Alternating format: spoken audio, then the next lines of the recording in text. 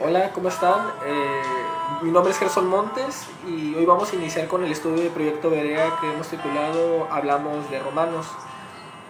Vamos a iniciar con el capítulo 1, versículo 1 de esta carta y dice así: Pablo, siervo de Jesucristo, llamado a ser apóstol, apartado para el Evangelio de Dios. La primera palabra de esta carta que encontramos es la palabra Pablo. Es la presentación del apóstol a sus lectores. Más adelante vamos a hablar sobre el porqué de la presentación, pero eh, este apóstol encontramos que se llama Saulo. De hecho, encontramos en Hechos que cuando Jesús él sale al encuentro de este hombre, le dice: Saulo, Saulo, ¿por qué me persigues? Entonces la pregunta sería: ¿por qué ahora él se identifica como Pablo? Entonces, ¿es Saulo o es Pablo? ¿O por qué ahora aparece como Pablo? Buscando algunas definiciones o conceptos o cosas relacionadas a esto, encontré dos cosas en especial muy interesantes. La primera explicación al respecto la da Antonio Piñero, que a su vez cita a Agamben. Dice, citando sus palabras, dice: cuando un señor romano, dueño naturalmente de esclavos, compraba un nuevo siervo, le cambiaba el nombre como signo de que su estado ya no era el mismo que antes. Había cambiado como su nombre. En otras palabras, era de uso común de que entre los romanos, que al un hombre ser comprado como esclavo, le era cambiado el nombre, de manera que este hombre cambiaba su estado junto con su nombre y le pertenecía a aquel que le había cambiado el nombre. Da algunos ejemplos. Al último pondré no solamente el escrito en la publicación, sino también todos los enlaces, todos los URLs para que los puedan visitar y puedan indagar aún más, entender más ampliamente el tema. Y eso era lo que sucedía.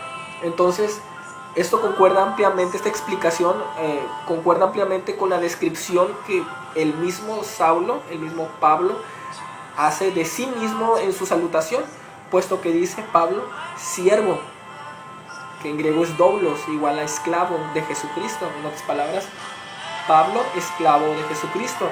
Entonces, Saulo estaría haciendo mención de este otro nombre, con referencia de que también él es un esclavo de Jesucristo, al cual Dios mismo le ha puesto este nombre porque es esclavo de él. Esa es una de las explicaciones.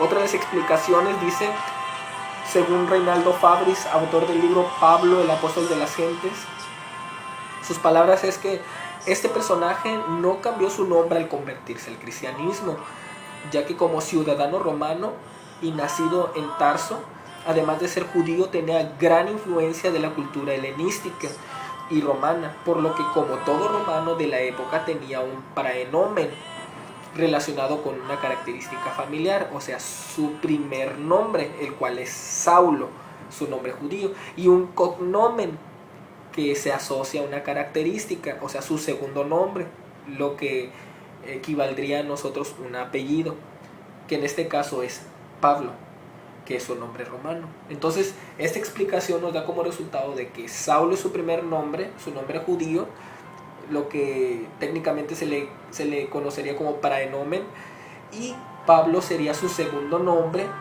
que es romano, y que técnicamente se le conoce como cognomen.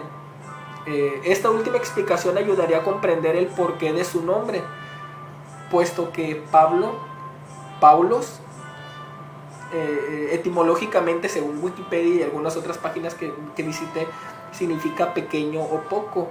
Esto vendría siendo explicando una característica física de Pablo, que es de que era corto de estatura o chaparro, como vulgarmente le decimos aquí en México, haciendo esto mención de su estatura probablemente. Ahora, aunque todas estas son conjeturas, no están muy lejos de la realidad, ya que constantemente Pablo se identifica como un siervo de Jesucristo, como un esclavo. no como alguien que le sirve porque quiere, sino alguien que está totalmente sumiso a las órdenes de su Señor. Y ya sea que el nombre que él mismo se pone, como Pablo en esa carta, signifique que está hablando de su esclavitud, que reitera constantemente, o que esté hablando de que es un pequeño, porque Pablo significa pequeño, y encontraremos algunos otros textos que Pablo habla de que él es el más pequeño de todos los apóstoles, que él es como un abortivo, hablando de su humildad, hablando de que él no depende de sí mismo, de que él no es mayor que cualquier otro, que su autoridad no se basa en lo que él es, sino en lo que el Señor ha hecho en su vida y lo que está haciendo aún en su vida. Entonces, esto vendría siendo el primer estudio, solamente con referencia a la palabra Pablo en el primer versículo. Estaremos avanzando conforme estemos analizando los textos. Esperamos sus comentarios, esperamos su apoyo compartiendo esta publicación. Esto es Proyecto Berea. Dios me los bendiga. Estamos en contacto.